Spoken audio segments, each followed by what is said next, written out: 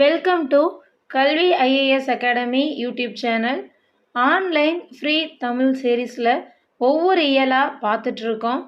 6th standard 7th standard complete பண்ணியாச்சு.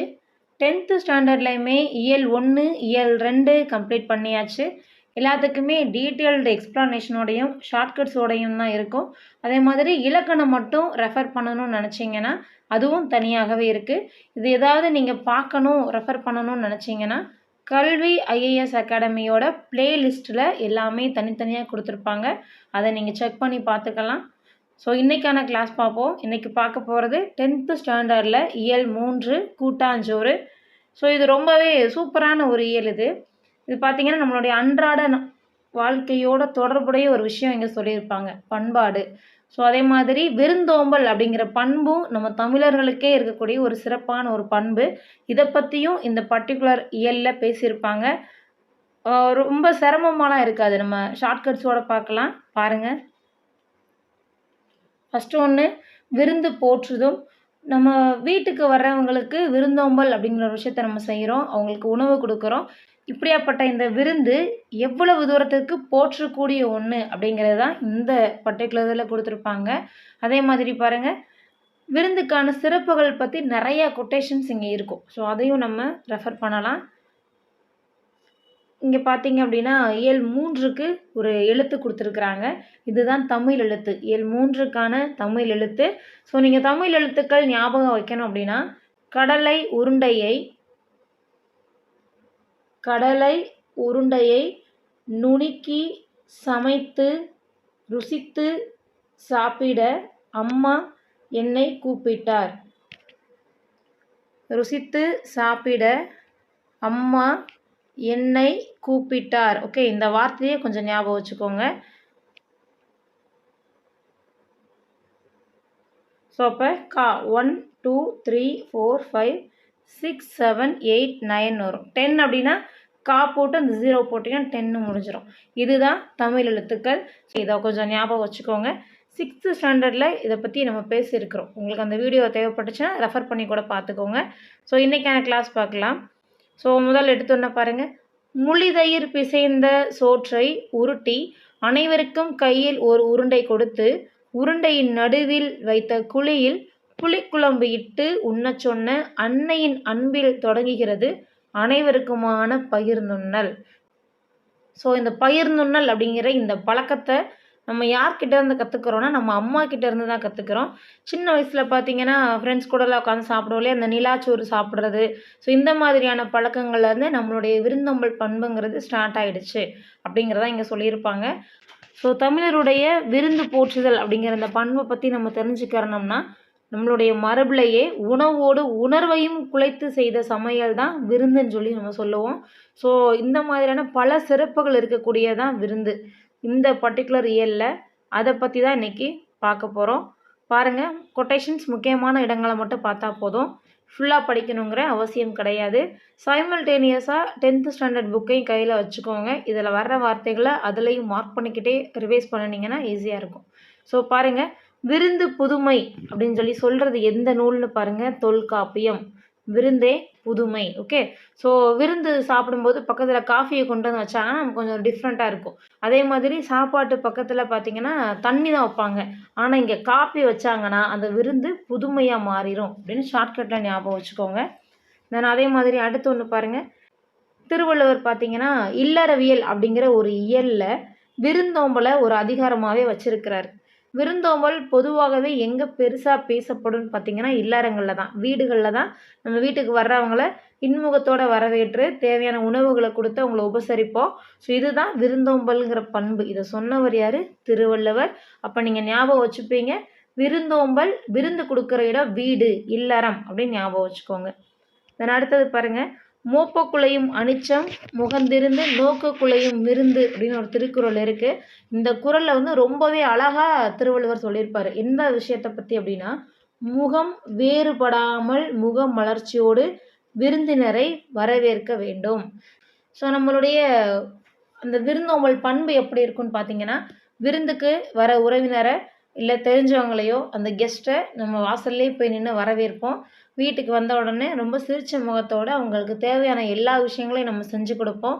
அவங்க போகிற வரைக்குமே அந்த முக மலர்ச்சிங்கிறது நம்ம முகத்தில் இருக்கும். ஓகே. ஸோ அப்போது இந்த மாதிரியான ஒரு அமைப்போடு இருக்கிறது தான் தமிழருடைய பண்பாடுங்கிறது. ஸோ அப்போ இதை தான் திருவள்ளுவர் என்ன சொல்லியிருப்பாங்க அப்படின்னா, அனிச்சம் அப்படிங்கிற ஒரு பூவை அந்த குறளில் சொல்லியிருப்பார். ஓகே. அனிச்ச பூவை மோந்து பார்த்தா தான் வாடும். ஆனால் உங்களுடைய முகம் சிறிது மாறுபட்டால் கூட விருந்தினருடைய மனசு ரொம்பவே புண்பட்டு போகும் அப்படின்னு சொல்லி அவர் சொல்லியிருப்பார். அதுதான் இந்த குறளோட பொருளாகவும் இருக்கும். இங்கே அந்த முழு குறளை கொடுக்கல, ஒரு 3 வார்த்தைகளை மட்டும்தான் கொடுத்துருக்குறாங்க. தென் அடுத்தது பாருங்க, தொல்லோர் சிறப்பின் விருந்ததிர் கோடலும் இழந்த எண்ணெய். ஸோ இந்த வரிகள் இடம்பெற்ற பாடல் எது? சிலப்பதிகாரம். ஸோ சிலப்பதிகாரத்திலேயே பார்த்தீங்கன்னா இந்த வரிகளை யார் சொல்லியிருக்கிறாங்க? கண்ணகி தான் இந்த வரிகளை சொல்லியிருப்பாங்க. கண்ணகி. ஓகே.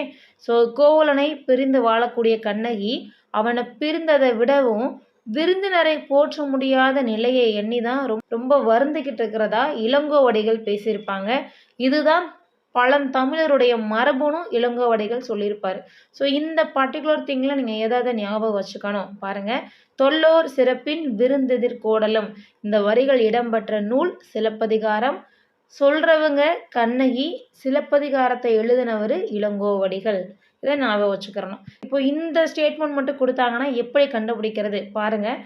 விருந்து எதிரெதிராக உட்காந்து விருந்து சாப்பிட்றாங்க அப்படின்னா அப்போ அவங்களுடைய கண்ணு ஃபுல்லாகவே நம்மளோட இலை மேலே தான் இருக்கும். ஏன்னா ஆப்போசிட் நம்ம தான் இருப்போம். ஸோ விருந்து எதிரெதிராக உட்காரும்போது கண்ணு ஆட்டோமேட்டிக்காக எதிராக இருக்கிறவங்க இலையை தான் பார்த்துக்கிட்டே இருக்கும். இப்போ கண்ணகி எப்படி ஞாபகம் வச்சுக்கோங்க.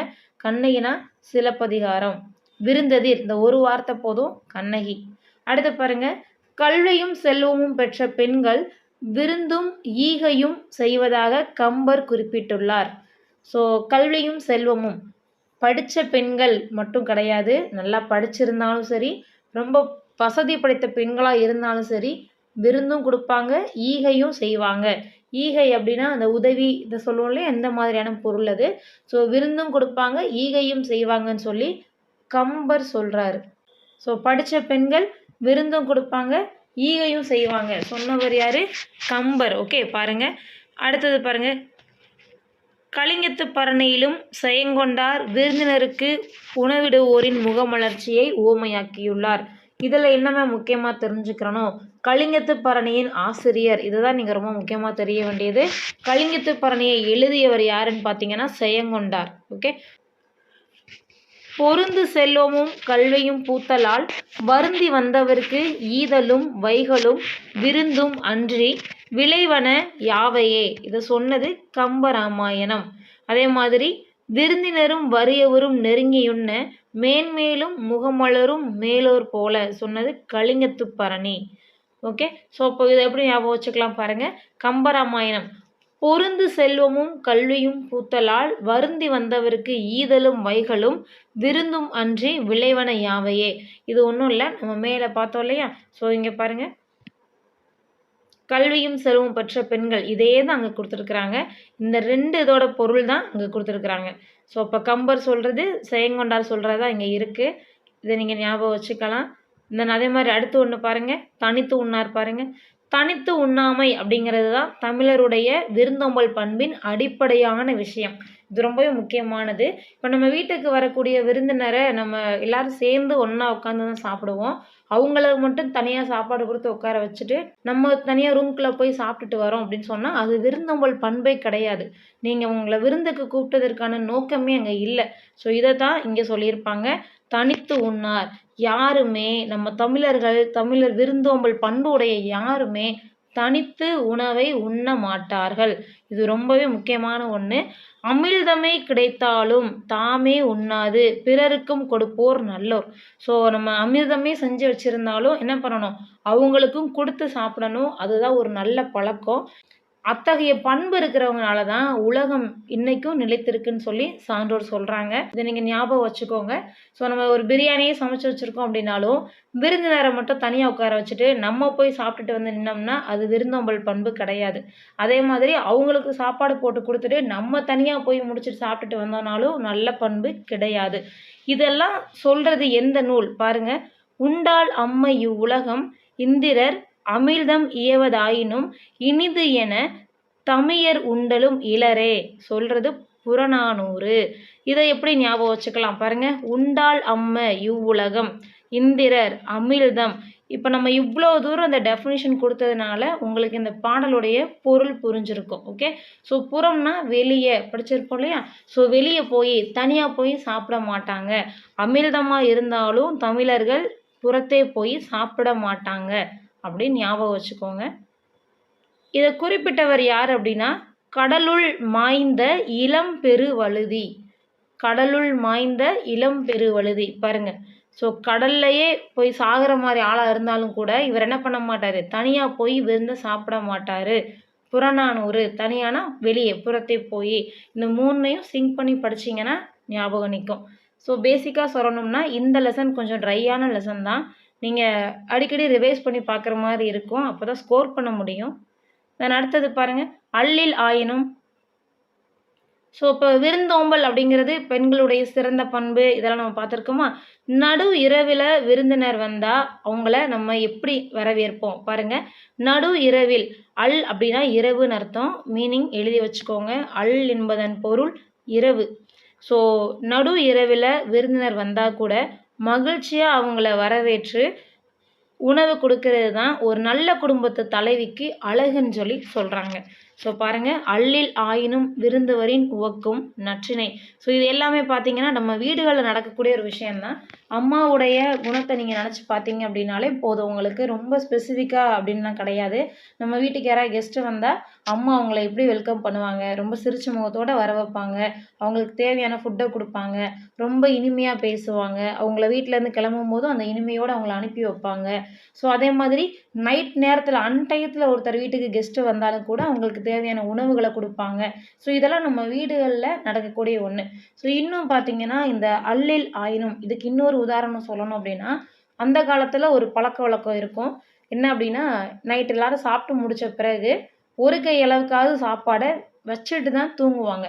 ரீசன் என்ன அப்படின்னா, அந்த வீட்டுக்கு இல்லை அந்த வழியில் யாராவது வழிப்போக்கர்கள் வர்றாங்க, அவங்களுக்கு பசிக்குது அப்படின்னா அவங்களுக்கு அந்த உணவை இவங்க தானமாக கொடுப்பாங்க. அதே மாதிரி வீட்டுக்கு வெளியே திண்ணை அப்படின்ற ஒன்று இருக்கும். இப்போ திண்ணை கிடையாது. இப்போ நம்ம வந்து அதை காம்பவுண்ட் வாலாக மாற்றி வச்சுருப்போம். ஸோ வீட்டுக்கு வெளியே திண்ணை இருக்குது. ஸோ இந்த திண்ணையில் என்ன பண்ணுவாங்கன்னா, அந்த வீட்டுக்கு வரக்கூடிய விருந்தினர் அந்த உணவை சாப்பிட்டுட்டு திண்ணையில் படுத்து ரெஸ்ட் எடுப்பாங்க. காலையில் எந்திரிச்சு அவங்களோட பயணத்தை மேற்கொள்வாங்க. ஸோ இப்போ வழிப்போக்கர்கள் யாரும் அதிகமாக வர்றதும் கிடையாது. வந்தாலும் அவங்க தங்குறதுக்கு வீட்டில் திண்ணை கிடையாது, காம்பவுண்ட் வால் கட்டி வச்சுருப்போம். அதே மாதிரி அன்னோன் பர்சன்ஸ்ன்னு சொல்லி நம்ம அவங்கள முடிச்சிருவோம். வீட்டுக்குள்ளேயும் ஏற்ற மாட்டோம். காலிங் பெல் அப்படிங்கிறதெல்லாம் வந்துருச்சு இல்லையா. So calling bell, compound wall இதெல்லாம் வந்த பிறகு நம்மளுடைய பாரம்பரியமும் கொஞ்சம் சுருங்கிருச்சுனே நம்ம அந்த இடத்துல ஞாபகம் வச்சுக்கலாம். ஸோ நற்றிணை அப்படின்னா என்ன பாருங்கள். அல்லில் ஆயினும், நைட்டானாலும் வீட்டுக்கு வர்றவங்களுக்கு விருந்து கொடுக்குறவங்க ரொம்ப நல்லவங்க அப்படின்னு ஞாபகம் வச்சுக்கோங்க. ஓகே. ஸோ நைட்டு இரவானாலும் வீட்டுக்கு வருபவர்களுக்கு இன்முகத்தோடு உணவு கொடுக்குறவங்க தான் நல்ல குடும்பத்து தலைவிகள். ஓகே. ஸோ நல்லது, நற்றிணை ஞாபகம் வச்சுக்கோங்க. ஈஸி. தென் அடுத்தது பாருங்கள், தெரியுமால கொடுத்துருக்காங்க. 7 அடி நடந்து சென்று வழி அனுப்பினர். பண்டை தமிழர்கள் அவங்களுடைய ஒரு முக்கியமான ஒரு பழக்கம் என்னவா இருக்குது அப்படின்னா, வீட்டுக்கு வந்த விருந்தினரை எப்படி வரவேற்கிறாங்க, இன்முகத்தோடு வரவேற்கிறாங்க. நம்ம ஒரு திருக்குறள் கூட படித்தோம், மோப்புக்குள்ளையும் அனிச்சம் குறள் நோட் பண்ணோம் இல்லையா. ஸோ அதே மாதிரி முக மலர்ச்சியோட விருந்து கொடுக்குறாங்க, உண்ண வைக்கிறாங்க, ரொம்ப சந்தோஷமாக விருந்து கொடுக்குறாங்க. அல்லில் ஆயினும், நைட்டு வந்தால் கூட உங்களுக்கு என்ன பண்ணுறாங்க, விருந்து கொடுக்குறாங்க. தனித்து உண்ணார், அது ஒரு குவாலிட்டியாக பார்த்தோமா. ஸோ தனியாக போய் விருந்து உண்ண மாட்டாங்க. அமிர்தமே இருந்தாலும் தனியாக போய் உண்ண மாட்டாங்க. இதெல்லாம் பார்த்தோம். சரிப்பா, நம்ம சாப்பாடு கொடுக்குறோம். இப்போ வீட்டுக்கு வந்து உணவு முடிச்சுட்டு போகிறவங்கள எப்படி அனுப்புவோம், அதுக்கும் நம்மக்கிட்ட இருக்குது பாருங்கள். வீட்டிற்கு வந்த விருந்தினர் திரும்பி செல்லும்போது அவரை பிரிய மனமின்றி வருந்தினர். மேலும் வழி அனுப்பும் போது அவர்கள் செல்லவிருக்கின்ற 4 குதிரைகள் பூட்டப்பட்ட தேர்வரை 7 அடி நடந்து சென்று வழி அனுப்பினர். ஸோ இதெல்லாம் வந்து ரொம்ப ஒரு கலாச்சார ஓரியன்டான ஒரு விஷயம். ஸோ பாருங்கள், காலின் 7 அடி பின் சென்று, 7 அடி பின் சென்றுனா அந்த இங்கே கொடுத்துருக்காங்க பார்த்தீங்களா 7 அடிகள் இதுதான். ஸோ 7 அடி நடந்து போய் வீட்டில் இருந்து ஓகே நான் போயிட்டு வரேன் அப்படின்னு சொன்னால் சரி போயிட்டு வாங்க பாய் அப்படின்ட்டு போய் டக்குன்னு டோரை லாக் பண்ணிட்டு வர்றது கிடையாது. இல்லை அப்படியே எந்திரிச்சு வீட்டுக்குள்ளே போகிறதும் கிடையாது. சரி அப்படின்னு சொல்லி அவங்கள இப்போ இப்போ வந்து இங்கே தேர்ன்னு கொடுத்துருக்குறாங்க. குதிரைகள் பூட்டப்பட்ட தேர்ன்னு கொடுத்துருக்குறாங்க. ஆனால் என்ன அப்படின்னா வண்டி வாகனங்கள் இருக்கு இல்லையா அதையும் இது பொருள் கொடுக்கும். தெருவோட ஓரங்கள் வரைக்குமே பொருள் கொடுக்கும். நம்ம கண் பார்வை தெரிகிற வரைக்கும் வாசல்லையே நின்று அவங்க பின்னாடியே போய் அவங்களுக்கு பாய் சொல்லிட்டு வீட்டுக்குள்ளே வர்றது தான் நல்ல ஒரு விருந்தோம்பலுடைய பண்பு. இங்கே தான் அந்த விருந்தோம்பலுங்கிறதே முழுமை அடையுது. ஓகே, ஸோ வீட்டுக்கு வர விருந்தினரை இன்முகத்தோட வரவேற்கிறது, உணவு கொடுக்கறது, அவங்க போனாங்கன்னா இன்முகத்தோட அவங்கள காலின் 7 அடி பின் சென்று அவங்கள அனுப்பி வைக்கிறது, இது எல்லாமே நல்ல ஒரு விருந்தோம்பலுக்கான அடையாளமாக இருக்கும். ஸோ அடுத்தது பாருங்க,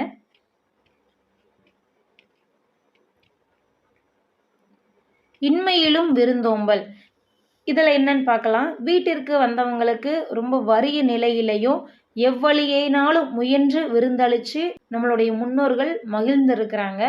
தானியம் எதுவும் இல்லைன்னு வச்சுக்கோங்க, கொடுக்கறதுக்கே சாப்பாடு இல்லை எதுவும் இல்லை அப்படின்னா இந்த விதைக்காக வச்சுருப்பாங்க இல்லையா திணை, அந்த திணையை உரலில் போட்டு குத்தி எடுத்து விருந்தினருக்கு தலைவி உணவளிச்சிருக்கிறாங்க. ஸோ இதுலேருந்து என்ன தெரிஞ்சுக்கிறணும், வீட்டுக்கு ஒரு கெஸ்ட் வந்துட்டாங்க, கொடுக்க சாப்பாடே இல்லை அப்படின்னா கூட ஏதாவது ஒன்று அரேஞ்ச் பண்ணி தான் பசியோடு இருந்தால் கூட வந்த விருந்தினருக்கு உணவு கொடுப்பாங்க. இதுதான் விருந்தோம்பலுடைய மிகப்பெரிய ஒரு பண்பாகவும் இருந்திருக்கு. இதுக்கான பாடல் பாருங்க. குரல் உணங்கு விதைத்திணை உரல் வாய் பெய்து சிறிது புறப்பட்டோ இல். ஸோ இப்போ புறப்பட்டோ புறநானூறு இந்த வார்த்தையை ஞாபகம் வச்சுக்கோங்க. இந்த வரி வந்துச்சுன்னா புறநானூறு பாடல். ஓகே, அடுத்தது பாருங்க. நேற்று வந்த விருந்தினரை பேணுவதற்கு பொருள் தேவைப்பட்டதால் இளம்பினால் செய்த தன் பழைய வாளை பணயம் வைத்தான் தலைவன். இன்றும் விருந்தினர் வந்தால் தன் கருங்கோட்டு சீரியாழை பணயம் வைத்து விருந்தளித்தான் என்கிறது புறநானூறு. ஸோ பாருங்க, அப்போது வீட்டுக்கு கெஸ்ட் வந்துட்டாங்க, கொடுக்க உணவு இல்லை. ஸோ இதுக்கு முன்னாடி பார்த்த பாடலில் அந்த அம்மா என்ன பண்ணுறாங்க, விதைக்காக வச்சுருந்த திணையை எடுத்து அதை குத்தி அவங்களுக்கு உணவு கொடுக்குறாங்க. இப்போ இங்கே இவங்க என்ன பண்ணுறாங்க அப்படின்னா திணையும் இல்லை ஒன்றும் இல்லை. இப்போ என்ன பண்ணுறாங்க, தன்னுடைய யாழை விற்று அதை விற்று அதன் மூலமாக வரக்கூடிய பணத்தை வச்சு விருந்தினருக்கு உணவு கொடுத்தாங்க. இத்தகைய மதிப்பு மிக்கது போற்ற தகுந்தது தான் நம்மளுடைய விருந்தோம்பல் பண்பு. ஸோ பாருங்கள், நெருணை வந்த விருந்தினருக்கு மற்றுதன் இரும்புடை பலவாள் வைத்தனன் இன்று இக்கருங்கோட்டு சீரியாழ் பணயம். ஓகே, ஸோ பணயம் வைக்கிறது யாழ் இந்த மாதிரி விஷயங்கள் வந்துச்சுனாலும் புறநானூறு. பணயம்னா வீட்டை விட்டு வெளியே போய் தான் பணயம் வைப்பாங்க. ஸோ பணயம் புறநானூறு. அடுத்தது பாருங்க, இளையான்குடி மாரநாயனாரின் வீட்டுக்கு வந்த சிவனடியார்க்கு விருந்தளிக்க அவரிடம் தானியம் இல்லை. எனவே அன்று விதைத்துவிட்டு வந்த நெல்லை அரித்து பின் சமைத்து விருந்து படைத்த திறம் பெரிய புராணத்தில் காட்டப்படுகிறது. உண்மையிலே இவர் ரொம்ப பெரிய ஆள் மாதிரி தான் இங்கே இருந்திருப்பார். இளையான்குடி மாரநாயனார். ஸோ வீட்டுக்கு வந்து ஒரு சிவனடியாருக்கு கொடுக்க உணவு இல்லை. அப்போ இவர் என்ன பண்ணுறாரு, அன்னைக்கு போய் அறுவடைக்காக வச்சுட்டு இருப்பாங்க இல்லையா, ஸோ அந்த விதைச்சி விட்டுட்டு வந்த அந்த நெல்லை போய் உடனே எடுத்துகிட்டு வந்து சமைச்சு கொடுக்குறாரு. ஸோ அப்போ எந்த அளவுக்கு தமிழர்களுடைய அந்த பாரம்பரியம் போற்றத்தக்கது அப்படிங்கிறத இங்கே நம்ம நோட் பண்ணி வச்சுக்கிறணும். விதைக்காக வச்சிருக்கிற திணையவும் சமைச்சு கொடுக்குறாங்க, விதையை போய் நட்டுட்டு வந்த பிறகு அதையும் உடனே எடுத்து சமைச்சு கொடுக்குறாங்க. இந்த அளவுக்கு இல்லைங்கிற அளவுக்கு போற்ற தகுந்தது தான் நம்மளுடைய விருந்தோம்பல் பண்பு. அடுத்து பாருங்க, நிலத்திற்கேற்ற விருந்து. நெய்தல் நிலத்தவர் பாணர்களை வரவேற்று குழல் மீன் கறியும் பிறவும் கொடுத்தனர் என்கிறது சிறுபானாற்றுப்படை. நெய்தல் நிலத்தில் என்ன இருக்கும், மீன் தான் இருக்கும். நெய் மீன் அப்படிங்கிற மாதிரி ஞாபகம் வச்சுக்கோங்க. நெய்தல் நிலத்தில் இருக்கக்கூடியது மீன். ஓகே, ஸோ அப்போ நெய்தலில் இருக்கிறவங்க இதைத்தானே கொடுப்பாங்க, குழல் மீன் தான் கொடுப்பாங்க.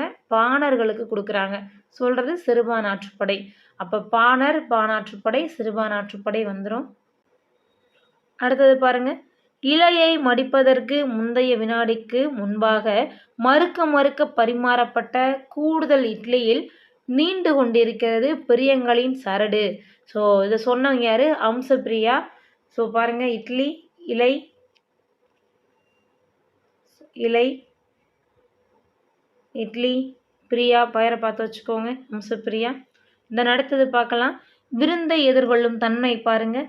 இல்லத்தில் பலரும் நுழையும் அளவிற்கு உள்ள பெரிய வாயிலை இரவில் மூடுவதற்கு முன்னர் உணவு உண்ண வேண்டியவர்கள் யாரேனும் உள்ளீர்களா அப்படின்னு கேட்குற பழக்கம் இருந்திருக்குது. ஸோ இதுவும் ஒரு மிகப்பெரிய ஒரு விஷயந்தான். ஸோ வீட்டில் தூங்க போகிறதுக்கு முன்னாடி எல்லாரும் சாப்பிட்டுட்டிங்களா, யாருக்காவது பசிக்குதா, சாப்பாடு வேணுமா அப்படின்னு அந்த கேட்குற பழக்கமும் இருந்திருக்குது அப்படிங்கிறத சொல்லியிருக்கிறாங்க. இதை பாருங்க, பலர்புகு வாயில் அடைப்ப கடவுணர் வருவீர் உளிரோ அப்படின்னு சொல்லி குறுந்தொகை சொல்லுது. ஸோ இதை எப்படி ஞாபகம் வச்சுக்கலான்னு பாருங்க. பலர் அப்படின்னா ரொம்ப பெருசு, நிறையா அப்படின்னு அர்த்தம். குறுனா சின்னதுன்னு அர்த்தம். அப்படியே ஆப்போசிட் வேர்டில் ஞாபகம் வச்சுக்கோங்க. பலர் குறு. ஓகே, ஞாபகம் வச்சுக்கோங்க. தென் அடுத்தது பார்க்கலாம். மருந்தே ஆயினும் விருந்தொடு உண் அப்படின்னு சொல்லி கொன்றை வேந்தனில் ஔவையார் சொல்லியிருப்பாங்க. இது நீங்கள் எல்லோரும் கேள்விப்பட்ட ஒன்று தான், ஃபெமிலியரான ஒன்று தான், பார்த்து வச்சுக்கோங்க. மருந்தே ஆயினும் விருந்தொடு உண். அடுத்து பாருங்க. வரகரிசி சோறும் வழுதுணங்காய் வாட்டும் முரமுரணவே புளித்த மோரும் திறமுடனே புல்வேலூர் பூதன் புரிந்து விருந்து இட்டான் ஈது எல்லா உலகும் பெறும். ஸோ இந்த வரிகள் மூலம் வள்ளல்கள் எப்படி விருந்தினரை பார்த்தாங்கன்றதை நம்ம தெரிஞ்சுக்க முடியுது. அடுத்து பாருங்கள், உற்றாரோடு நின்ற விருந்து பாருங்கள்.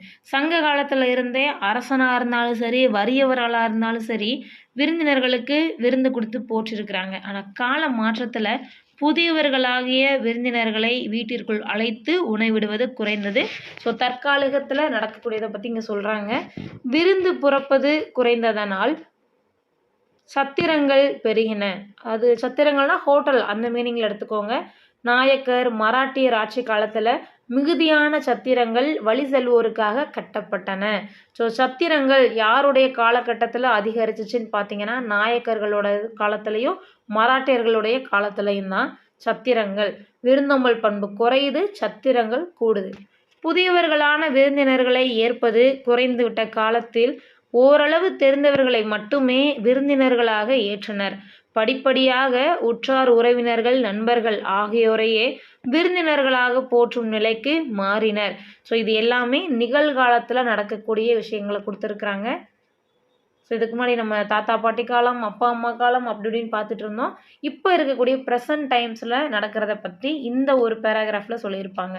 தென் இன்னும் பார்த்தீங்க அப்படின்னா, புதிதாக வருவோருக்கு இரவில் தங்குவதற்கு வீட்டின் முன்புறம் திண்ணையும் அதில் தலை வைக்க திண்டும் அமைத்தனர் முன்னோர்.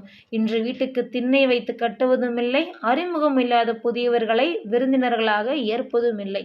இருப்பினும் திருவிழா காலங்களில் ஊருக்கு வரும் புதியவர்களை அழைத்து அன்போடு விருந்தளிப்பதை சில இடங்களில் காண முடிகிறது.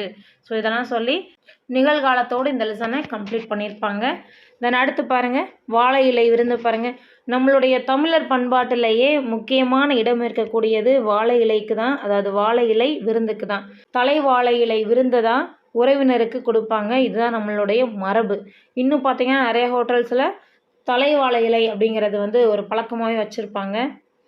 தென் அடுத்தது பார்க்கலாம். எத்திசையும் புகழ் முனைக்க அமெரிக்காவில் இருக்கக்கூடிய மினசோட்டா தமிழ் சங்கம் வாழை இலை விருந்து விழாவை வருஷந்தோறும் கொண்டாடிட்டு இருக்கு. தமிழர்களின் பாரம்பரிய உணவு வகைகளை கொண்டு வாழை இலையில் விருந்து வைக்கிறாங்க. முருங்கைக்காய் சாம்பார், மோர்குழம்பு, வேப்பம்பூ ரசம், வெண்டைக்காய் கூட்டு, திணை பாயாசம், அப்பளம் என சுவையாக தமிழர் விருந்து கொடுக்கின்றனர். அங்கு வாழும் தமிழர்கள் பலரும் இந்த விருந்தில் பங்கேற்று சிறப்பிக்கின்றனர். தொடர்ந்து பல பண்பாட்டு நிகழ்வுகளையும் எடுத்து வருகின்றனர். அடுத்து கற்பவை கற்றபின் பாருங்க. இட்டதோர் தாமரை பூ இதழ் விரித்திருத்தல் போலே வட்டமாய் புறாக்கள் கூடி இறையுண்ணும். சொன்னவர் பாரதிதாசன். இட்டதோர் தாமரை பூ பாரதிதாசன்.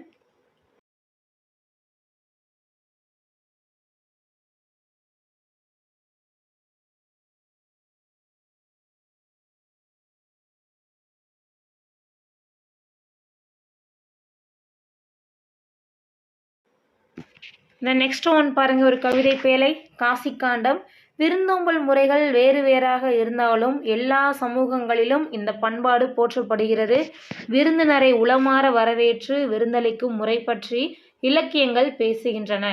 விருந்தினர் மனம் மகிழக்கூடிய முறைகளில் விருந்தோம்பல் வேண்டுமல்லவா? அத்தகைய பாடல் ஒன்று விருந்தோம்பும் நெறியை வரிசைப்படுத்தி காட்டுகிறது. விருந்து போற்றுதும் முறை நம்ம ரொம்ப தெளிவாக பார்த்துட்டோம். ஸோ இப்போ பார்த்தீங்க அப்படின்னா ஒரு கவிதை. கவிதை முக்கியமா அப்படின்னு பார்த்தீங்கன்னா கிடையாது. இதில் சொல்லும் பொருளும் பாருங்கள். அருகுற அப்படின்னா அருகில் அப்படின்னு அர்த்தம். ஸோ இது வரைக்கும் நம்ம விருந்து போற்றுதலில் பார்த்தோம் இல்லையா, அந்த கருத்துக்கள் தான் அந்த பாடலில் கொடுத்துருப்பாங்க. இதில் இலக்கண குறிப்பு முக்கியம் பாருங்கள். நன்மொழி, நன்மை கூட்டல் மொழி அப்படின்னு சொல்லி பிரிப்போம். அப்போது மை விகுதி நோட் பண்ணி வச்சுக்கோங்க. மை விகுதி வந்துச்சுன்னா பண்பு தொகை. ஆல்ரெடி நம்ம ப்ரீவியஸ் வீடியோவில் 2வது இயலில் இலக்கணம் பகுதியில் இதை பற்றி போட்டிருக்கோம். அதை பார்க்கலன்னா அந்த வீடியோ கொஞ்சம் ரெஃபர் பண்ணி பாருங்கள். அடுத்து பாருங்கள், அல் விகுதி வந்துச்சுன்னா தொழிற்பெயர். இதெல்லாம் கொஞ்சம் ஷார்ட்டாக ஞாபகம் வச்சுக்கோங்க. அல் விகுதி வந்துச்சுன்னா தொழிற்பெயர்.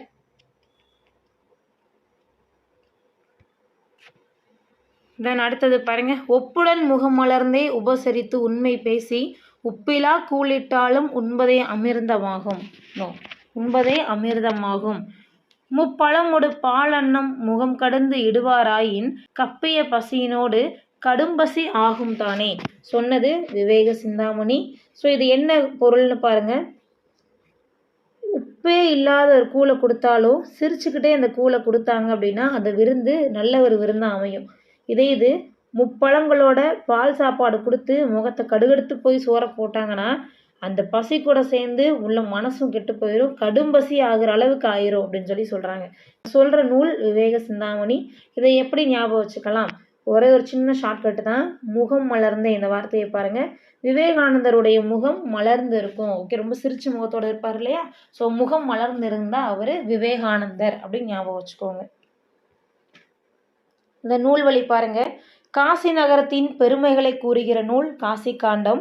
இந்நூல் துறவு, இல்லறம், பெண்களுக்குரிய பண்புகள், வாழ்வியல் நெறிகள், மறுவாழ்வியல் அடையும் நன்மைகள் ஆகியவற்றை பாடுவதாக அமைந்துள்ளது. இல்லொழுக்கங்கூறிய பகுதியில் உள்ள 17வது பாடல் பாடப்பகுதியாக இடம்பெற்றுள்ளது. ஸோ காசி நகரத்தோட பெருமையை சொல்கிற நூல் காசி காண்டம். இல்லொழுக்கங்கூறிய இதை பார்த்து வச்சுக்கோங்க. நண்பன் பாருங்க. முத்துக்குளிக்கும் கொற்கையின் அரசன் அதிவீரராம பாண்டியர் பாருங்க. ஸோ முத்துக்குளிக்கும் கொற்கையின் அரசர் யாரு? அதிவீரராம பாண்டியர். இவர் எழுதுகிற நூல் தான் காசி காண்டம். இவருடைய மற்றொரு நூல் பார்த்தீங்கன்னா வெற்றி வேர்க்கை என்று சொல்லக்கூடிய நருந்தொகை. இது ரொம்ப ரொம்ப ரொம்ப ரொம்ப முக்கியமான ஒன்று. PYQ கொஷின் நோட் பண்ணி வச்சுக்கோங்க. வெற்றி வேர்க்கை என்று கூறப்படக்கூடிய நூல் நருந்தொகை. சீவளமாறன் என்ற பட்ட பெயர் இவருக்கு இருக்கு. இதுவும் ரொம்ப முக்கியம். சீவளமாறன் அதிவீரராம பாண்டியன். நைடதம், லிங்க புராணம், வாயு சம்ஹிதை, திருக்கருவை அந்தாதி, கூர்ம புராணம் இது எல்லாமே இவர் எழுதின நூல். ஸோ நூல்களும் பார்த்தீங்கன்னா பேருக்கு ஏற்ற மாதிரி ரொம்ப பழமையாக இருக்கும். நைடதம் இந்த பேரை பாருங்கள், ரொம்ப டிஃப்ரெண்ட்டான ஒரு பேர். இவர் தான் இந்த மாதிரி பேரில் எழுதியிருப்பார். ரொம்ப வித்தியாசமான ஒரு பேர். இதுக்கப்புறம் நீங்கள் நேம் இப்பெல்லாம் பார்க்க மாட்டீங்க. ஸோ நைடதம் அதிவீரராம பாண்டியர். அதே மாதிரி புராணம்னு இருக்கும். பாண்டிய மன்னர்கள் அப்படின்னாலே அந்தாதி, புராணம் இதெல்லாம் ரொம்பவே ஃபேமஸாக இருக்கும். இதில் பார்த்தீங்கன்னா பாண்டிய மன்னர்கள், புராணம்லாம் ரொம்ப ஃபேமஸான ஒன்று, அந்தாதி ஃபேமஸான ஒன்று. ஸோ இதெல்லாம் நீங்கள் கொஞ்சம் ஞாபகம் வச்சுக்கலாம். அதே மாதிரி அதிவீரராம, வீரர் அப்படின்னா வெற்றி பெறுவார், வெற்றி பெற்றவர் தான் வீரர்னு சொல்லுவோம்.